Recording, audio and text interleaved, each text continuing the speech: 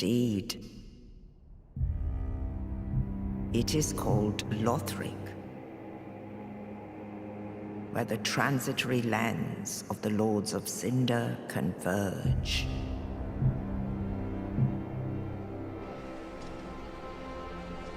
In venturing north,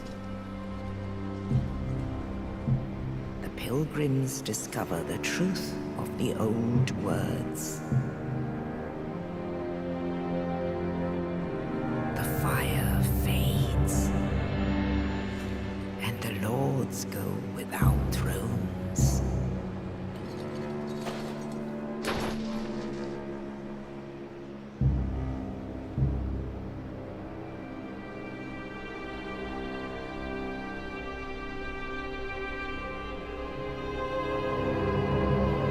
When the link of fire is threatened, the bell tolls, unearthing the old lords of Cinder from their graves.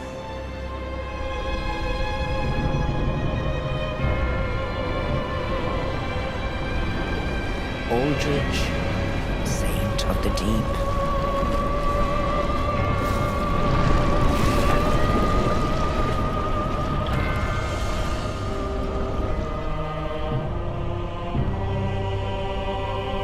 Farron's undead legion, the Abyss Watchers.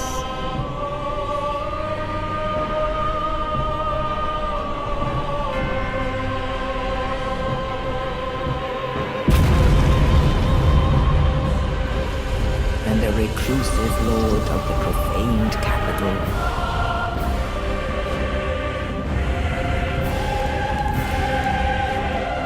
Yom the Giant.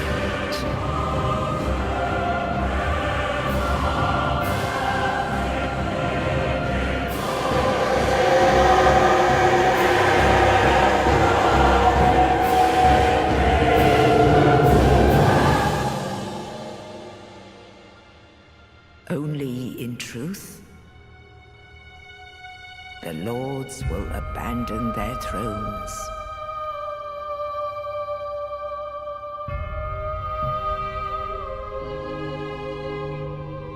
And the unkindled will rise.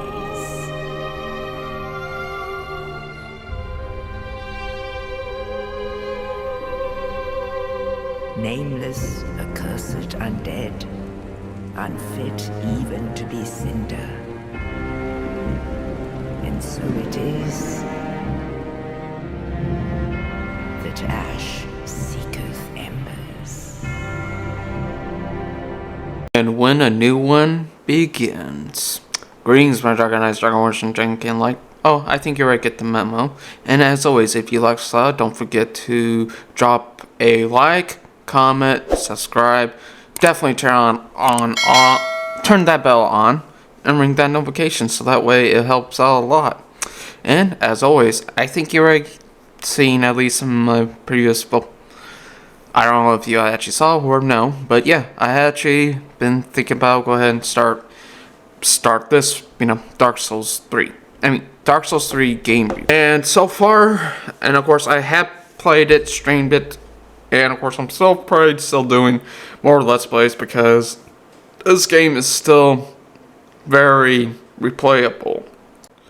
And of course, Dark Souls 3 is basically, at least as far as I'm aware of, the end of the major series of, Souls main storyline that I think we all know from even our grandmothers and grandpas and aunts and uncles alike, and probably end up telling you how much Dark Souls 3 is basically at the ending. And this is way before Elden Ring was ever a thing, and the next game after basically Bloodborne, which I'll probably end up doing. And of course, Dark Souls 3 is still a fantastic game, even more years down the line. Yes, there is some Berserk reference. I think we all know that Miyazaki was inspired Berserk, and of course I'll probably end up putting up a simple thank you or rest in peace to the original author of Berserk.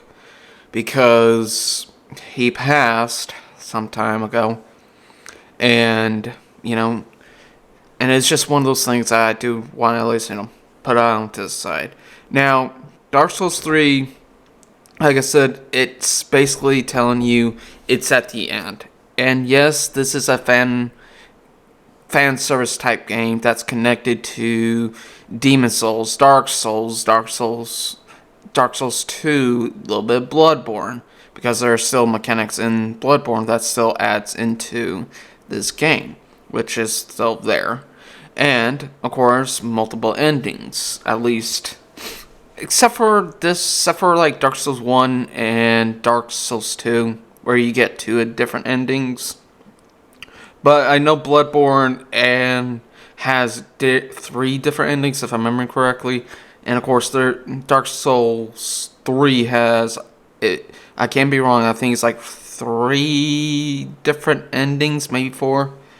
It just depends on which way you end up turning out and which way you can definitely go. And I have already mentioned about all this Dark Souls things, and of course, Dark Souls 3 is definitely, like I said, it's still a good game. The graphics has been, and at least for 2016, when I was kind of starting my own channel back then.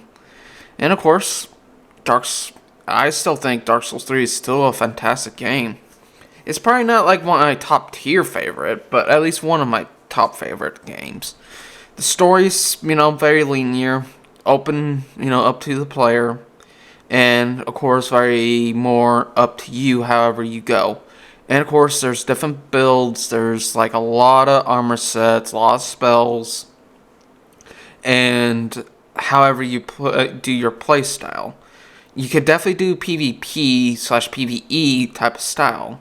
And, of course, probably right around here most of the time, because I have been using some of my clips of, Dark Souls 3, and a little bit of my own recordings of this game that I have done. And of course, I decided to at least do my best to put it all together. And I will definitely end up clarifying a little bit more. In my Dark Souls 1 review, I had a lot of my Dark Souls 2 did it better than Dark Souls 1 bias. I will definitely admit that. And of course, why I kind of gave it a higher rating. And plus, some of the times when I was actually doing this, when I was doing Dark Souls 2, I was having more nostalgia. And I think that did show out a lot in my at least my game reviews of those 2 games. And of course, I'll definitely do a Bloodborne review, probably sometime a little bit more later. But I still think Dark Souls, the original Dark Souls, but if you have Dark Souls Remastered, it's still a good game. I still need to do like a game review on that, but that'll be definitely sometime, and my own thoughts and opinions about that too. But yeah, and there has been some spells that's been implemented into Dark Souls 3, and just as much as like very old characters and very old, like we didn't grow, but we know these characters from like a long time ago. And of course, how much, the Soul series has been, an ongoing type thing too. So, but yeah, and I can definitely say most of the time I have already said what I said in at least in my 2 videos of Dark Souls 3 and the most Chronicle one out there as well, because it just always felt, I think in my personal opinion, like I'm trying to say, is just that a fantastic game of the series. And even though it's a fan favorite, I still think it's still a highly good game, even just for a lot of replayability.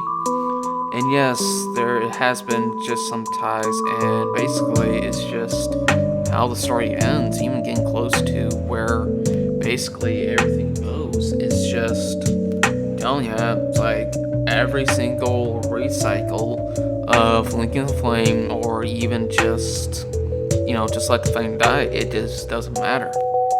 And they have, in a couple endings up here, will end up showing you, Like, either you can, spoilers here, if you're very curious, but spoilers here, that this game has different endings and depending on your outcome, and that's where like Dark Souls 3 has built on that, which again came to, well, Bloodborne, because I believe it has 3 different endings, and I think a couple of, and I think they did it right here in Dark Souls 3, but did at least a one-up because there is a secret ending they can at least do. One is either Link the Fire, as usual, and we don't know where that goes. I think the most canon one ending, at least in my head, is where, again, spoilers here. It's definitely at least on, I think 5-year-old game right now, or at least 3 years, but it's still there. It's just to let y'all know, even for years to come. But the one that at least I think it's a canon ending. And of course, they are kind of looking at like, okay, who's going to pick up the next game? Like, they want somebody else to do. But it's where you ask the Firekeeper just to, pick up the last respawning embers. And how that was saying as much was like, either we can let it, we could just see what would happen. And as much low fires will fade, there's gonna be always embers of hope to always come back even more, even if one fire fades and turn to soot. It's always like a recycle, like an Ouroboros type thing. And of course, you can definitely kill Waifu for a very cool, well, quote unquote, cool ending, if you want to say that. And there's that one. And of course, I think mostly the fan favorite, or at least fan nostalgia, is the Lord of Hollows ending. And and just to do that one, you had to do a certain quest line, and depending on how you go through on each of your playthrough, will always end up to your own choice. And there is some good, at least in my opinion, about good quest lines out of the NPCs. And some of them are really good, some of them just, turn my heartstrings, and some of them was like, oh yeah, I wish I'd done that, And of course, I'm go ahead and just get into the Covenants, which is a headache itself at most. There are some good Covenants here and there too. It's just, I can say for myself at most that I think the Covenants in this game is good. There is some really good ones, but there's like the other ones, like that damn freaking one Covenant that you had to do just to do some PvP, just get spells. I'm sorry, I just wish they didn't have that in. I'm sorry, it's just so fucking stupid. Because there is a Dark Moon Covenant from Dark Souls 1, and you can either do some PvPing with other people, or the way I have to do is basically farm off the Silver Knights. I fucking hate farming those assholes. Even I had like max 99, it's just always, they just somehow just crank up the RNG to like 1,000. Or even times 50 somehow. Even at max luck, which is basically how it was in Dark Souls 1, they decided to make it even harder. It's like a 0.0001% chance. But even though, hey, you got max stats, but somehow the game mechanics always lying heavy on that RNG. It took me like literally 3 days, 4 days, 5 days just to get the stupid Covenant maxed out. Just get one damn spell that somehow it's just always a lock behind PvP. But no, we can't do that. And that's why I think Dark Souls 2 did at least better in that phase of Covenant items. Now, yes, there are some that's really easy, like the Sunlight Covenant. That's really easy. Come in, help out, and do basically of co-op, and you can get up to 30 Sunlight medals. And to be fair, and I know they implemented this into Dark Souls Remastered. Thank you, because this has started out as in like, oh hey, if you want to turn your, like these Sun medals or Covenant reprisals or whatever Covenant item that you're trying to get up to get some sort of spells, you don't have to do one at a time. And yes, Dark Souls 1, the original, and Dark Souls 2, and I believe Dark Souls 2 Scholar for Sun did this too. It's just really stupid. But now with this other one, I definitely will give it some praise. It's really good, just for doing one at a time, one at a time, one at a time. You can just put in like 30 and you get all your items all in one. I think it's really excellent. And I know they have done this in Dark Souls Remastered. Definitely highly recommended praise, because to me it's just really good that some game mechanics has been put into others. And yes, I know I did say this in my Dark Souls, I think my Dark Souls 3 Draconic Paladin episode 1 or episode 2, somewhere right around there, they're always trying to implement and employ much more of game mechanics of their previous games, because they always want to try out and test out, or maybe just put in some more of the others. And of course, the bosses, it's basically like any other Dark Souls. Now, except for one, I'll probably end up showing a cool screenshot or whatever it is. It is the Nameless King. And the Nameless King, if you don't know from Dark Souls 1, it's basically to tie down who was the Nameless King, even though the Nameless King, still, we don't know his name. And basically, it's Gwyn's firstborn, if I'm remembering correctly. Because there has been some really good evidence of that. And to his covenant, which is the Sunlight Covenant, it still counts as a PvP, because I know some may think of it like, oh hey, this is not okay because we wanted the original. But at first I was that way too. But now I'm actually okay with it, because it makes sense. He is the God of War. And for a God of War series, I think not God of War series, but like any other pantheon of God of War, it kind of makes sense. And this is why I kind of tie in at least my Draconic Paladin between how it was with Dark Souls 2 and Dark Souls 3, because of Dark Souls. Even way beforehand, we didn't know, because there was always a Dragon Covenant only for PvP for Dark Souls 1 and Dark Souls 2. But now with Dark Souls 3, it just finally tie in that loose ends. I think it's still really good ones. And that's just my personal opinion right there. And there is I probably am doing some videos, but do a video of my top 5, top 10, of bosses through Dark Souls 1, 2, and 3, Bloodborne, and probably Elden Ring, and try to combine all in one for another day. But yeah, I gotta say, the hardest boss is definitely the Nameless King. He hurts like a truck if you don't know that moveset. And this is kind of how Dark Souls, the whole Soulsborne series starts too.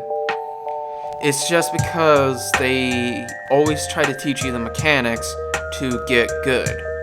And I know that's just me putting somebody down or whatever the case is. No, it's just how the Soul series teaches you. If you don't know the mechanics, then yeah, you're gonna get yourself beaten. But it's just like Rocky's mentor always said, if you want to be a champion, you got to take the hits, no matter what. Either you're gonna stay down or get up and continue to fight. And that's just how, to to me how the Soul series always implemented that very well. And the endings, they're okay. And definitely how it is very loose of like telling you a bit of stories and stuff. So yeah. And I know I skimmed over this before and I apologize, but there is some spells that's locked behind covenants and some quest items that you have to do if you want 100%. I'll definitely will do a trophy rank of each like trophies through the Soul series sometime a little bit later, because I do have my gripes and complaints and why I think one did a little bit more better. So I hope that you at least can do that. But yeah. And like I said, even with this fan service game, I think anybody can get into it just fine. Can get into it just pretty well. And yes, even though it still has its own quirks to it, like any other game does, I think it's still pretty good. But in my humblest Soulsborne veteran myself, I think it's probably best if you have a PS5, start with Demon Souls Remake. I will definitely do a video about a game review of that. I think it's still a good one, even harder than the PS3. But if not, if you have the trilogy or have the way I have it, play with Dark Souls 1 Remastered, Dark Souls 2, Scholar for Sin, or if you can, I don't know if you can or can't. Definitely Dark Souls 2, then Dark Souls 3, and that will probably teach you a little bit out. Definitely Bloodborne and Sekiro, then Elden Ring. But that's just my humble opinion, even though I have not played Sekiro anytime.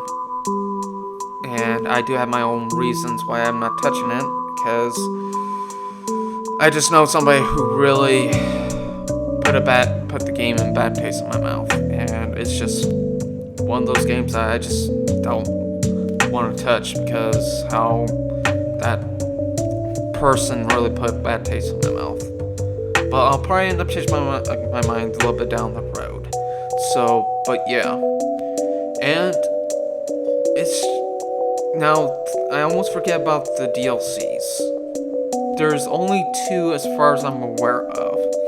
Well, possibly 2.5, because there is one that's like a DLC. It's just basically like the arena, like how they did in Elden Ring, but it's alright. It's just something just to do some PvP. And I know there's others who are a lot more PvPers than me. I'm more of a casual PvE, constantly going into new cycles, like on Ouroboros, or making new builds and just have fun with it. But that's just me. And I think it's still pretty good either way, however you choose to, wherever you go to. I think even most of all, Dark Souls 3 definitely does have that replayability, just like the other Souls series. Although Demon Souls, yes, no, we'll see. And by the way, before I forget, I want to thank you, my sponsor, as always, W Energy. So, get it away, W. This video has been sponsored by, well, as you know it, Dumpy Energy. Get your awesome gamer need and move aside. G-Phil, we got a new sheriff in town, and that's Dumpy Energy. Use my code, DragonFan94, to pick up your awesome energy through any source of gaming or energy through your hard sessions or just through your day. And use DragonFan94 for 10% off your purchase. And thank you for Dumpy Energy for sponsoring this video. And so yeah, I think the DLCs, at least the Ashes of Emdel, it's still a good one. It's just the Freya's boss fight was a little bit of a pain. But if you get her movesets right and what she's very weak to, and that is actually very creative how they do that too, I gotta say, in my personal opinion, it's still a really good fight. And I think everybody's favorite is the Ring DLC. The Ring DLC, I think it was basically the send-off of basically Dark Souls. And like that's the swan song. And in my personal opinion, it's really, really well made. Even though Dragon Lake was there and Orlando, it's basically the Ring DLC. It's its own swan song of the game, and it did well.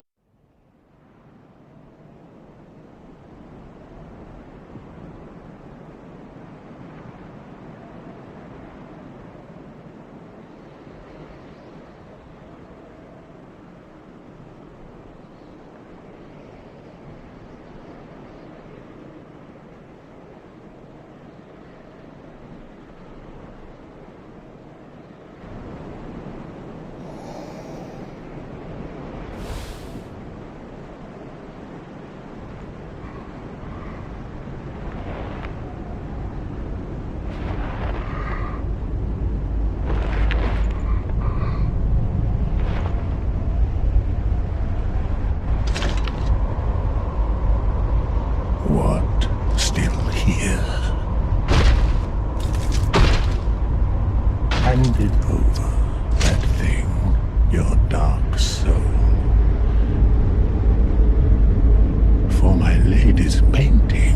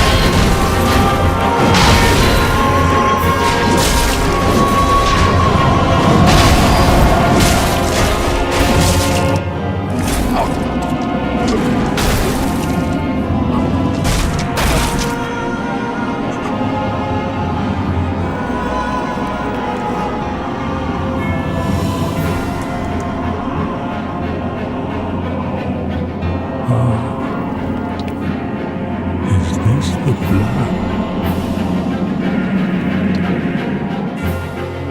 The blood of the dark soul?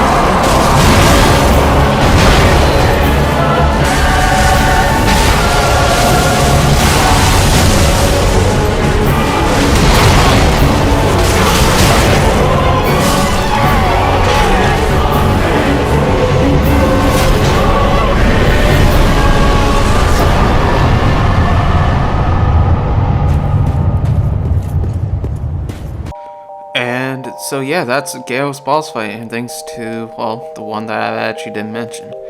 And yes, I will have some bias with playing Dark Souls or any Souls series on PC because PC there is some really cool fan-made projects or mods out there, like the Souls Conversions mod. Dark Souls 3 Conversions mod. Then there is the Cinders mod. And, you know, there's like really excellent mods on PC that I can definitely say for myself. And I think overall, for those who are probably still new to the Souls series, I definitely hope you at least give, you know, Demon Souls, Dark Souls 1, Dark Souls 2, and Dark Souls 3. And even if you tried Elden Ring, and yes, even Sekiro, and even the Armor series, although that's, from what I'm hearing, that's not technically yet.